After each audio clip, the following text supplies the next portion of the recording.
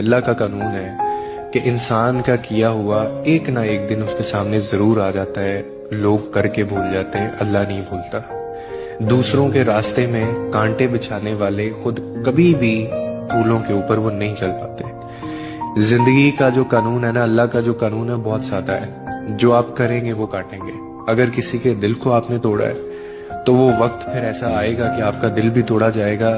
اور آپ نے اگر دوسروں کے سکھ چھینے ہیں، جو دوسروں کے سکھ چھینتا ہے اس کے اپنے سکھ چھن جاتے ہیں. یہ زندگی میں اٹل بات ہے.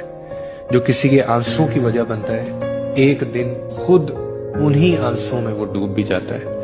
یعنی آپ کسی کے گھر کو جلائیں گے، جو انسان کسی کے گھر کو جلاتا ہے دھواں پھر اس کے اپنے آنگن تک بھی پہنچے گا.